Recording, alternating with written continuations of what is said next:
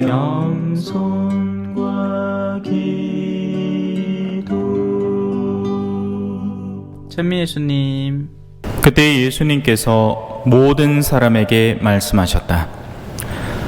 누구든지 내 뒤를 따라오려면 자신을 버리고 날마다 제 십자가를 지고 나를 따라야 한다. 정녕 자기 목숨을 구하려는 사람은 목숨을 잃을 것이고, 나 때문에 자기 목숨을 잃는 그 사람은 목숨을 구할 것이다. 사람이 온 세상을 얻고도 자기 자신을 잃거나 해치게 되면 무슨 소용이 있느냐? 누구든지 나와 내 말을 부끄럽게 여기면 사람의 아들도 자기의 영광과 아버지와 거룩한 천사들의 영광에 쌓여올 때 그를 부끄럽게 여길 것이다. 주님의 말씀입니다.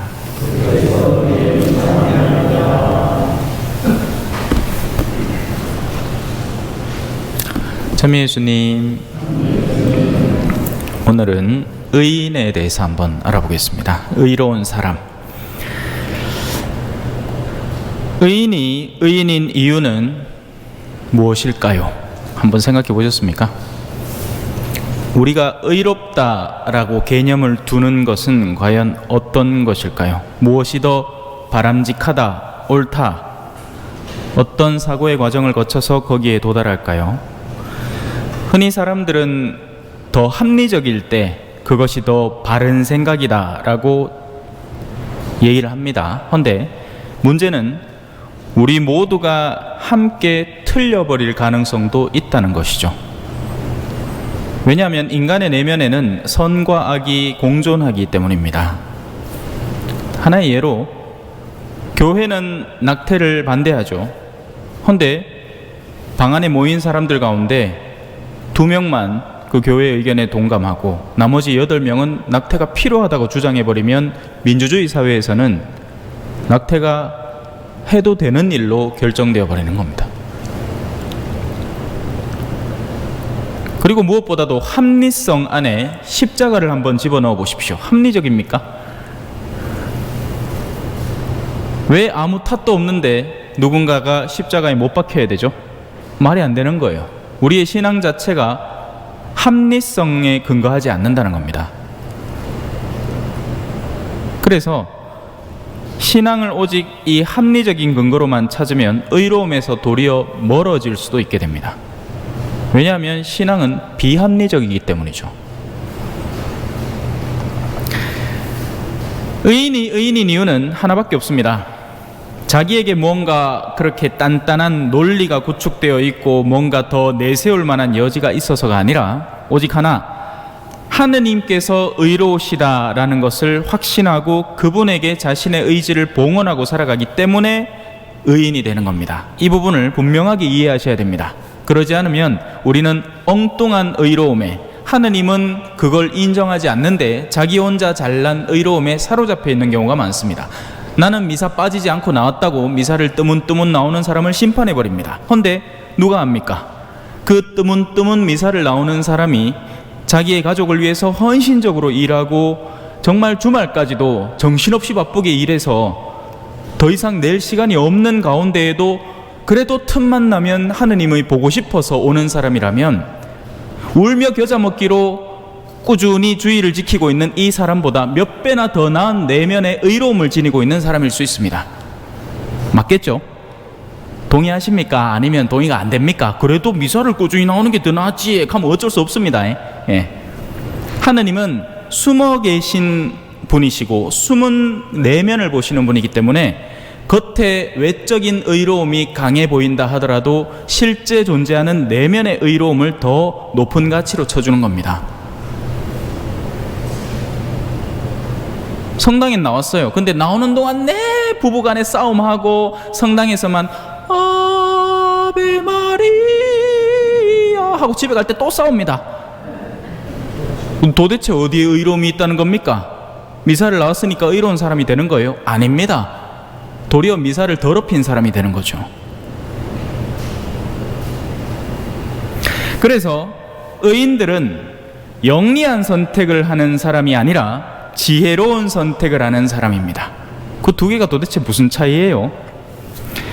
돈 많은 사람에게 잘 보이는 것은 영리한 선택입니다. 힘 있는 이들에게 굽신거리는 것은 영리한 선택이죠. 줄을 잘 서서 그 사람들에게 뒤를 봐주고 그 뒤를 잘 보아달라고 부탁을 하고 그들의 힘을 얻어서 좋은 자리를 낚아채는 것은 영리한 선택들입니다. 그래서 정치인들은 영리한 사람입니다. 바보들이 아니에요. 우리가 뭐 정치를 보면서 한탄을 하고 답답해하는데 그 사람들은 우리 중에서 가장 영리한 사람들이 그 자리를 꿰차고 있습니다. 서울대 출신들, 연고대 출신들, 나름 똑똑하다고 대학교 오만대 좋은데 다 보내가지고 거기에서 뽑히고 잘난 사람들이 거기서 그 일을 하고 있는 겁니다. 왜? 내면이 무너져 있기 때문이죠. 지혜롭지 못하기 때문입니다. 똑똑하기만 하지 지혜가 없는 거죠.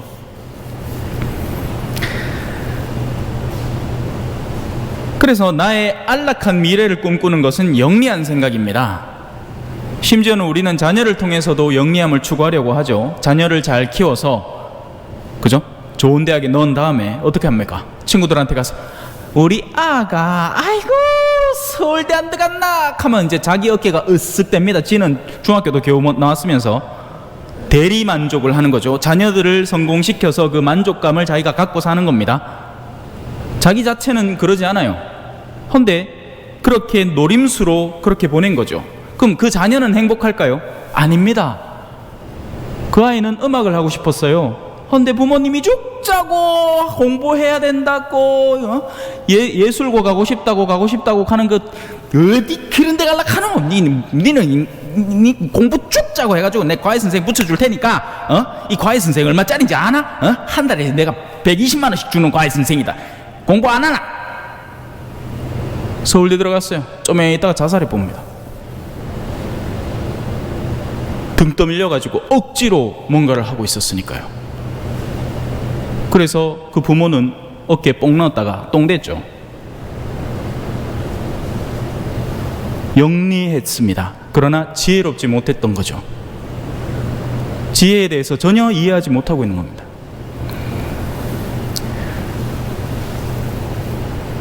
그래서 하느님께서 이끄시는 방향만 바라보면서 사람들의 반감을 사는 것을 전혀 개의치 않은 채 세상에는 어리석어 보여도 그렇게 하느님을 꾸준히 따라가는 것이 지혜로운 선택이고 그분이 예수 그리스도이며 그분이 십자가를 지신 분이신 거죠. 바보 같은 선택 아니에요? 마음만 먹으면 지상에서 얼마든지 잘난 사람으로 살 수 있는데 침뱉음 당하고 채찍들 당하고 온갖 사람들의 욕이란 욕은 다 먹으면서 십자가를 지는 선택을 합니다. 왜요? 의인이기 때문이죠. 의로운 사람이기 때문입니다. 그래서 의인은 이 세상이라는 영역, 거기에는 온갖 분쟁과 투쟁과 서로를 짓밟는 움직임이 난무하는 가운데 의인은 고통을 당할 수밖에 없습니다. 왜냐하면 남다르기 때문이죠. 예를 들어서 술 친구들이 모여가지고 자 오늘도 우리 죽자고 한번 보자. 그래 니는 술 쏘고 니는 안주 쏘고 뭐 그래 해가지고 우리 뭐 고스톱도 재밌게 치고 막 노름도 하고 막 2차로 가고 3차도 가고 하는데 네 오늘은 일찍 들어가 봐야 되겠다. 집에 오늘 아이들이 일찍 온다 했으니까 일찍 들어가서 아내하고 아이들하고 오순도순 좀 보내보려고. 그러면 그 친구들이 아이고 그래 그럼 얼른 가봐라 하겠습니까? 에이고 인간치 잘났다고 이제 나갈라 한다 지가 언제부터 그래 거룩하게 살았다고 하면서 오만 때만 비난과 빈정거림과 욕을 하죠. 그게 세상 안을 살아가는 의인들의 통상적인 체험입니다. 사람들은 의로움에 환멸을 느껴요. 의로움을 사랑하지 않아요. 물론 의인은 의로움을 사랑하죠. 의인은 의로움을 사랑하는데 통상적으로 악에 물들어 있고 악한 습관에 사로잡혀 있는 사람들은 의로운 소리를 듣자마자 경멸을 느낍니다. 아빠가 술 먹고 늦게 집에 들어왔어. 근데 5살짜리 아빠 오늘 또 술 먹고 들어왔어 하면 아빠가 아이고 내 잘못했다 할까요? 이놈의 새끼 조용히 안 하나? 어디 쪼매난 게 나대노? 도로히 성질을 냅니다. 자신의 악을 뒤덮고 자신의 자책감을 상실시키기 위해서 더한 취기를 느끼려고 애를 쓰지 정신 차리고 싶지 않거든요.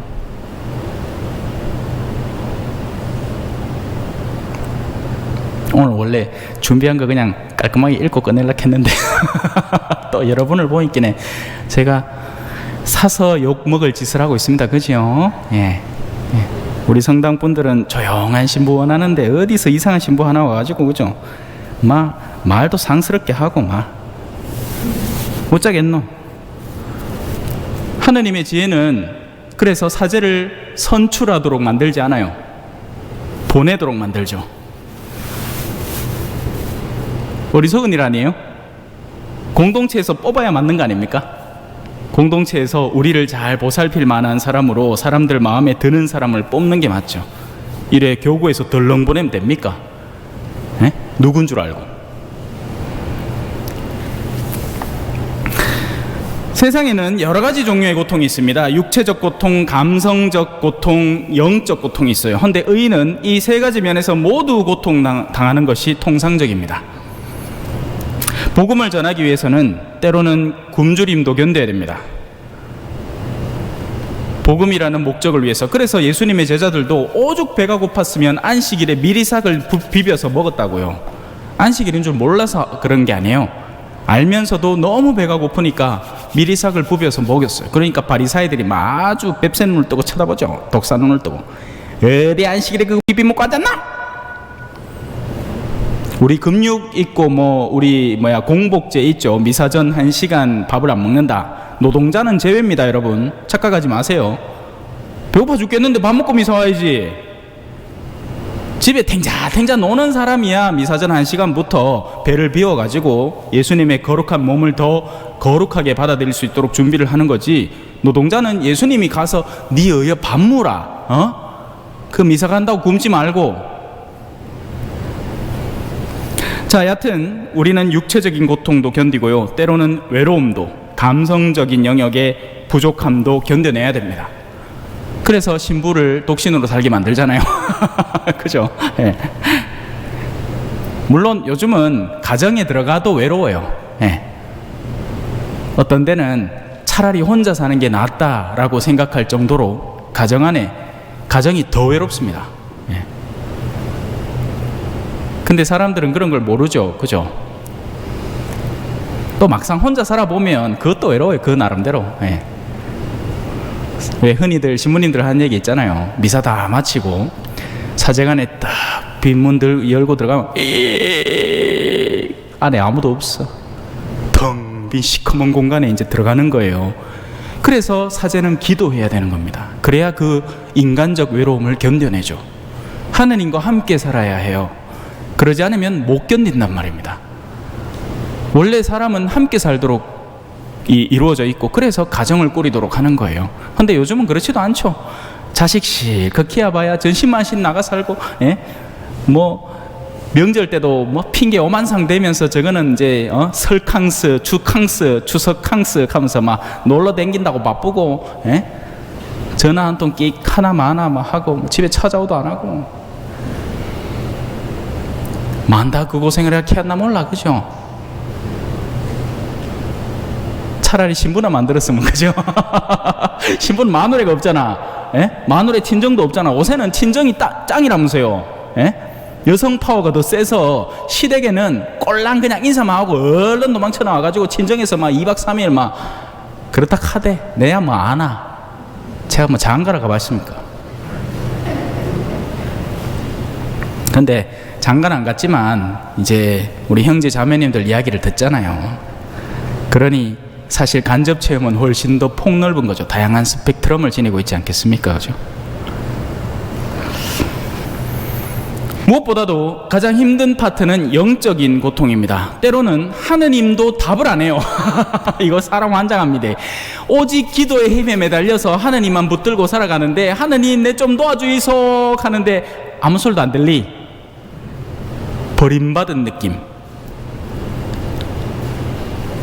그것이 영적 어둠 밤이라고 표현하는 겁니다. 십자가의 성 요한이라는 성인이 책을 한 권 쓰셨어요.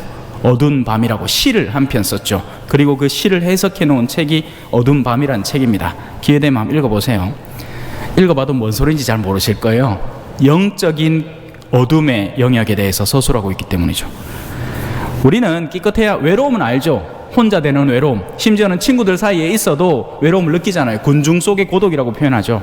그런데 영적인 어둠은 그걸 실제로 체험해 본 사람, 하느님으로부터 내가 버림받았지 않았나라는 그런 강한 의심과 진정한 이 영적 외로움을 견뎌봐야 알게 되는 것입니다. 자, 여튼 왜 그러느냐? 왜 육체적으로도 감성적으로도 영적으로도 고통당하느냐? 그래야 우리 철공소 같은 데 가면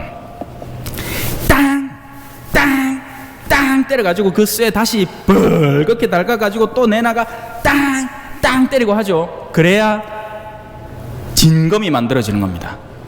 더욱더 단단하고 그 철강의 밀도가 강하게 그 어떤 다른 칼날이 오더라도 깨지지도 않으면서 구부러지지도 않으면서 강도와 경도를 제대로 갖춘 올바른 검이 되기 때문이죠. 안 카고 딴 거 칼하고 틱 부딪혔는데 캥 하고 잘라져 붕어야라고. 그래서 몇 번을 담금질을 하고 몇 번을 강도를 높이고 계속 반복을 하는 거예요. 그래야 명검이 탄생하는 겁니다. 사람도 마찬가지예요. 시련을 견뎌내야 내면이 튼튼한 사람이 만들어진다고요. 그러지 않으면 머리만 허옇지 내면이 얼라 같은 어른들이 너무나 많이 탄생해요. 뭐 좀 했다고 삐지갖고 내 니 다시는 안 본다 개사코 막 아도 아이고 이거 뭐 돈은 또 얼마나 욕심이 많은지 그 늙음하게 뭘 해보겠다고 돈을 막 꽉 쥐고 안 놓는다. 그래가 또 자식들하고 또 척지고 막 왼수가 져가지고 막 내맨키로 일찌감치 신부되면 얼마나 좋아요, 그죠? 아, 유산 형 다 해라. 내 아무것도 필요 없다. 유산이나 있을지는 모르겠지만서도 이거들랑 다 해라. 내줘봐야 아무 소용없잖아. 내 뭐 처자식이 있나, 그죠? 그래 신부 만들라고. 늦었죠? 벌써 나아가 벌써 뭐 내보다 더 많을까, 이가 여기 계신 분 자식들은.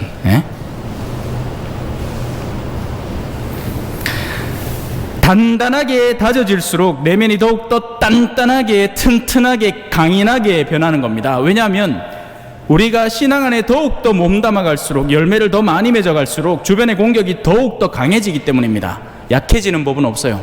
세상 그 어떤 아버지가, 세상 그 어떤 스승이 자신의 제자를 더 강한 훈련을 시키다가 갑자기 내던져 버리겠습니까? 아니에요.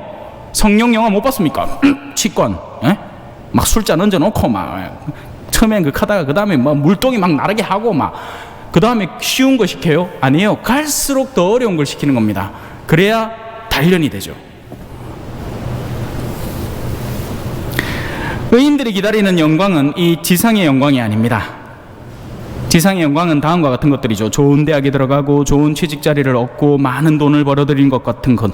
근데 그게 왜 아닐까요? 암만 그렇게 해놔 본들 죽음이라는 게 딱 끊어버리잖아요. 안 그래요? 그러면 영원과 상관없는 기쁨들이었던 거죠. 죽음이라는 선을 딱 그어봤을 때 그걸 통과해야 진짜 제대로 된 기쁨이 되는 겁니다. 영원한 기쁨을 사랑할 줄 알아야 돼요.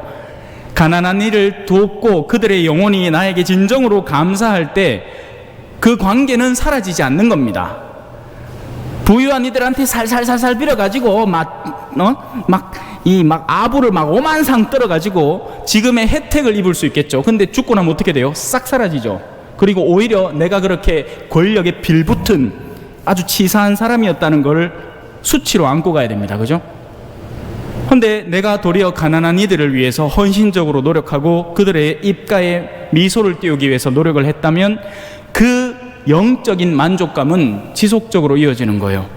그게 희생과 봉사와 사랑의 진정한 가치가 되는 겁니다. 이제 슬슬 주리를 트신다. 마무리할게.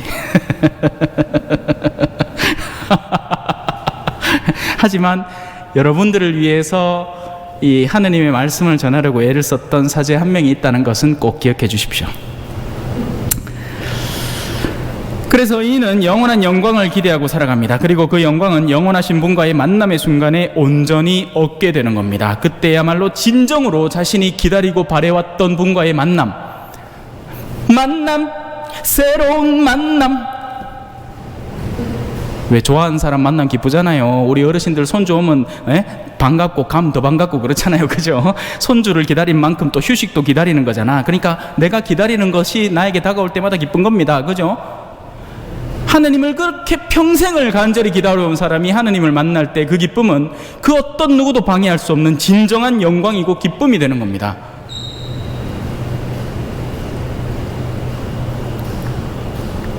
그래서 의인들은 오직 그 영광을 바라보면서 살아가죠. 거꾸로 얘기하면 그 진정한 영광을 바라보면서 사는 사람들이야말로 의인이 되는 겁니다. 그렇게 의로움의 마음을 둔 이에게 세상은 그 숨겨진 진리를 드러내 보입니다. 겉을 아무리 화려하게 꾸며도 그 속에 감추어진 시커먼 것이 드러나게 됩니다. 의로움 안에 머물러 살게 되면 이제 그런 현실들이 눈에 드러나게 보이게 되는 거죠. 여러분 부자 되세요. 옛날에 이 카드 광고, 그죠? 예? 우리는 그 아름다운 이미지에 혹합니다. 하얀 겨울에 빨간 장갑 끼고 여러분 부자 되세요 하니까 어머야, 부자 되는 게 역시 좋은 건갑다. 저 카드를 빨리 나도 하나 구해서 얼른 대출받아가 써버려야지. 아니죠. 여러분을 혹하게 만든 것이고 그 뒤에 숨어있는 유혹들이 존재했던 겁니다.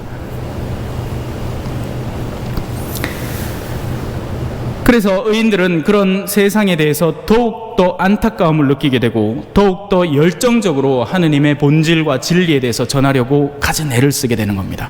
그것이 의인이 가진 힘인 거예요. 아무리 지쳐 있어도, 아무리 힘들어도, 아무리 인정받지 못하고 내동댕이 쳐져도 이 노력만큼은 절대로 굽히지 않는 겁니다. 언젠가는 자신의 목소리를 귀담아 들으리라 하는 희망으로 그렇게 하는 거죠. 언젠가는. 참 세상의 목소리는 빨리도 들려요. 그죠? BTS가 어디서 콘서트 한다 하면 아미들이 우 몰려듭니다. 예. 근데 진리의 목소리는 다들 듣기 힘들어하죠. 자신을 찌르니까. 그죠? 그러나 말씀을 이해하고 깨닫는다는 것은 사실 쉬운 일이 아니며 사람들은 자신의 바로 곁을 지나가고 있는 구세주를 미처 바라보지 못하는 겁니다. 아니 주님, 언제 주님께서 우리 곁을 지나가셨습니까? 너희 가운데 가장 보잘것없는 이 하나에게 해준 것, 그리고 해주지 않은 것. 그렇게 그들은 기회를 상실하고 자신들이 본래 가도록 운명 지어져 있는 어둠을 향해서 나아갈 수밖에 없게 되죠. 그러나 의인의 목소리에 귀를 기울이는 사람들이 생겨나게 됩니다. 그러면 그들은 주님이라는 분에 대한 색다른 시각을 얻게 되고, 믿음은 들음에서 오니까요. 안 듣는데 뭘 믿어요, 짜들. 믿음은 들어야 다가올 수 있는 거예요. 그래서 그분을 신뢰하기 시작하게 됩니다. 전에 없던 유대관계가 생기기 시작하는 거죠. 기름을 준비하게 되는 겁니다. 주님과의 신뢰관계, 그것이 진정한 기름이니까요. 그리고 나서 그분의 진리를 깨닫게 됩니다. 세상이 우리에게 전하려고 하는 헛된 망상이 아니라 진정한 진리, 하느님께서 생생히 살아계신다는 진리, 그분이 우리를 사랑하신다는 진리, 그래서 당신이 의인들을 아끼고 보호한다는 진리를 알고 살아가게 되는 겁니다. 하느님의 사랑은 강력해서 오늘 이 독서의 말씀이기도 하죠. 그 어떤 것도 그 사랑에서 우리를 떼어놓을 수 없다는 것을 이해하고 알게 되죠. 이 독서를 잠깐만 소개해드리면, 나는 확신합니다. 죽음도 삶도 천사도 권세도 현재의 것도 미래의 것도 권능도 저 높은 것도 저 깊은 것도 그 밖에 어떠한 피조물도 우리 주 그리스도 예수님에게서 드러난 하느님의 사랑에서 우리를 떼어놓을 수 없습니다. 이것이 의인의 확신이죠.